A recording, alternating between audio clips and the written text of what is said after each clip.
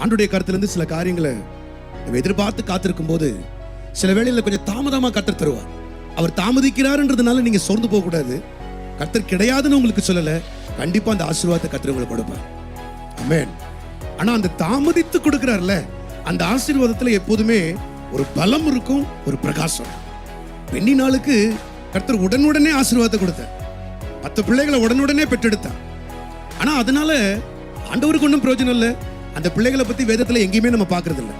ஆனால் அன்னாளுக்கு ஒரு ஆசீர்வாதத்தை மிகுந்த தாமதத்தோடு கூட அவள் பெற்றுக்கொண்டாள். ஆனால் பெற்றுக்கொண்ட அந்த ஆசீர்வாதத்திலே பலமும் இருந்தது, பிரகாசமும் இருந்தது. லேட் ஆகுது, சில காரியங்கள் தாமதிக்குது. இந்த காலை வேளையில கூட ஆண்டவரே இன்னும் நான் காத்திருக்கணுமா அப்படின்னு நீங்க வந்திருக்கிற உங்களுக்கு கர்த்தர் சொல்கிற வார்த்தை, மகனே மகளே பயப்படாத, நீ தாமதிக்குதுன்னு நினைக்கிற காரியத்தை நான் உனக்கு கொடுப்பேன். ஆனா அதுல பலம் இருக்கும், அதுல பிரகாசம் இருக்கும்.